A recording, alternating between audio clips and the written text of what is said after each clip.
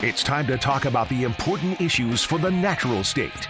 And there's only one place to turn for that. Opportunity Arkansas's Nic Horton. You can find Nic's work at opportunityarkansas.org.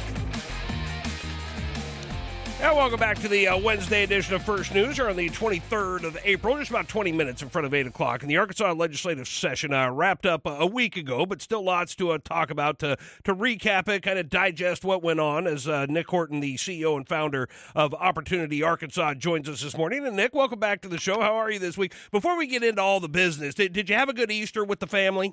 We had a wonderful Easter. Good. Yes, thanks for asking. I hope you did as well. It was just a much-needed time with family and reflection on the resurrection, and just exactly what we needed after a legislative session that felt like it might never end. Yeah. It was exactly the perfect way to transition out of that chaos and have time with family. So it was great. Well, so you've had a week now to kind of digest what went on in total for this last legislative session. And so what type of perspective does that give you now on what got done, or maybe more so what didn't get done by our lawmakers over the last 3 months? What's that look like for you now that you've had a little bit of distance between the end and now? Boy, yeah, a lot to unpack, and I think I spoke to a group last Thursday, the very morning after the session had ended, and I told them, I was like, you're going to get my quick summary, my best summary so far of what's happened, but frankly, I'm still processing, and I think in fairness to all of us, because of the magnitude of nearly 2,000 bills filed, close to 600 of them passed into law, we're going to be processing this for a while. We're going to be talking about this for the next 18 months to 2 years. And frankly, the scary part of that is we're going to be discovering over the next 18 to 24 months all the new laws and programs that were passed and created that we now get to live under and help pay for.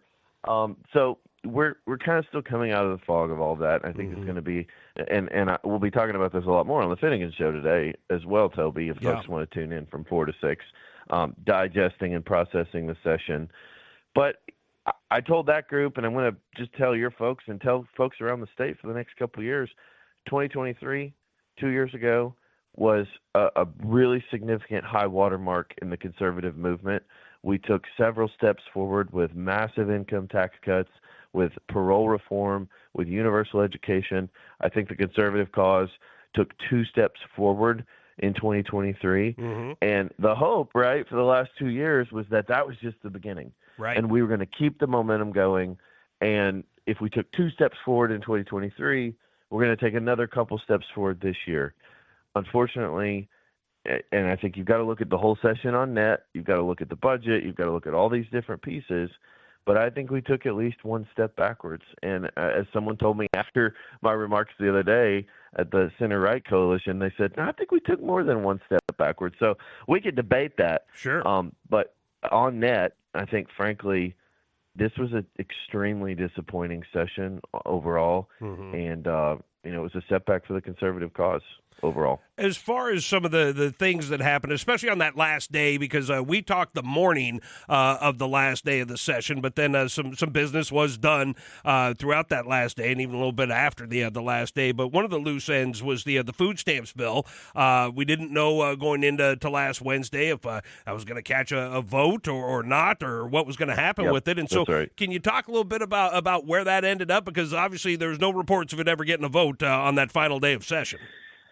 Yeah, that's right, and that is one of the better things I think that happened. Unfortunately, it took a lot of energy and firepower and engagement from Opportunity Arkansas and our team and other groups as well to try to slow that thing down. It was filed in the last couple of weeks of session, dropped on a Monday afternoon. They tried to ram it through on a Thursday morning, and it was able to be slowed down a little bit. We had Representative Cameron Cooper who said, wait a minute, we should know how much this is going to cost before we vote on it. And it did eventually get out of the House, as you know, and your listeners know. But, yeah, that was one of the brighter spots of session, is that bill was going to massively expand food stamps. It was going to allow people with up to $6,000 in cash assets to join this program, which, by the way, is a totally broken program. Yeah. This is not the left and a lot of these moderate left-leaning Republicans want to say, well, we're helping people. We're giving them food. No, you're not.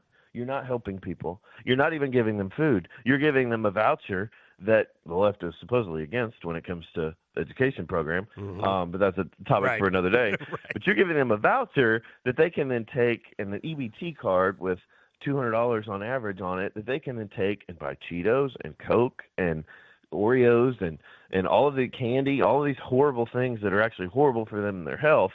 So we're not actually helping people with this program. Right. But bottom line, yeah, that bill died on the Senate side. It never even got a hearing in Senate Public Health. A lot of speculation as to why that happened. Frankly, I think it's because the people of Arkansas spoke up. I know there were dozens and dozens of phone calls and text messages and outreach that happened from Arkansans and taxpayers that said, we don't want to do this. We want to keep our food stamp program as strong as possible and make sure that it's there for people that truly need it. And so that was a good thing. That was a glimmer of hope. That was one of the most significant wins of this legislative session. It's unfortunate that one of the most significant wins was the stoppage of something horrible that never should have even been filed by a supermajority Republican legislature. Right. But that's where we're at.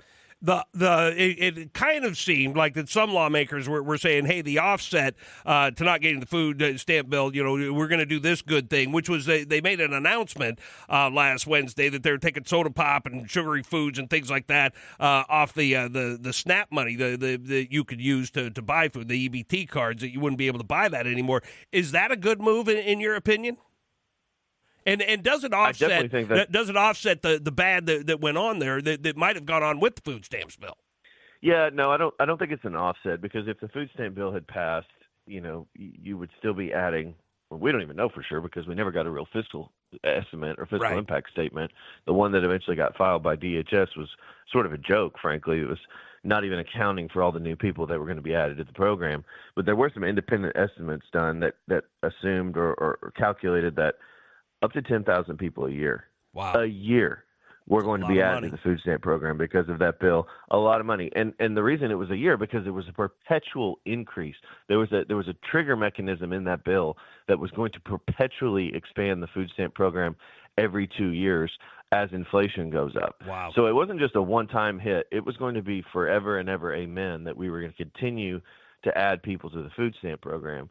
But yeah, on the junk food ban, it is a good thing. It is good policy. It's interesting because, and we may talk about this afternoon as well, but there's a lot of conservatives that don't like it. There's a lot of conservatives that think, oh, that's big government and we shouldn't be telling people what to eat and what to drink and trying to micromanage their lives. I totally agree with that in every facet. But the difference with this is that this is a program that taxpayers are paying for. Right. And when this program was created, and even today they've renamed it. They call it SNAP, the Supplemental Nutrition Assistance Program. Right. It's not the Supplemental Soda Assistance Program. It's not the Supplemental Cheetos Assistance Program. It's nutrition. That's what it's supposed to be for. And taxpayers, when this program was created, and even today, when they pay their taxes, I think a lot of folks assume and certainly expect that, you know what, I'm willing to pay a little bit for people that truly need it and have nowhere else to go to get some help. But it's outrageous and egregious that your money, Toby, and my money and your listeners' money would be taken from us, redistributed and given to someone else so that they can go buy Oreos and Cheetos and candy. And by the way, that's not an anomaly. The number one purchased item in the food stamps program is soda. Number one. We're talking about billions of dollars a year that are going to purchase these soft drinks and these extremely sugary drinks that are horrible for people's health. And then, of course, we get to pay on the back end for all the health problems through Medicaid and Medicare and all these other taxpayer-funded programs to help try to clean up these problems that we've subsidized for 30, 40, 50 years. Yeah. So it is a step in the right direction. We're very supportive of it. Kudos where kudos are due to Governor Sanders for leading on that issue and saying that was something we were going to do in the fall. Kudos as well to Representative Mary Bentley from Perryville in the House, who has been working on that issue for years and years and years and years. And I've sat in the Public Health Committee in the legislature and watched her time and time again try to run that bill and get shot down because, lo and behold, the special interest retailers don't like this bill. The soda companies don't like this bill. Of course not. The candy companies don't like this bill, right? And so they all come and line up, literally out the door to speak against this thing. But if it wasn't for Representative Mary Bentley laying the groundwork and continuing to come back and say, we need to do this. We need to do this. We need to do this. It's good for Arkansas. It's good for taxpayers. It's good for people. She's really the reason why we're at this point. And so major kudos to her for laying that groundwork for so many years. Yes. We noted that you're going to be hosting the Steve Finnegan show this afternoon at 4 o'clock. So looking forward to that, Nick. But can you give listeners just kind of I know you've dropped a couple of hints, but anything else that you're going to be covering this afternoon so that our listeners can prepare their calls for you?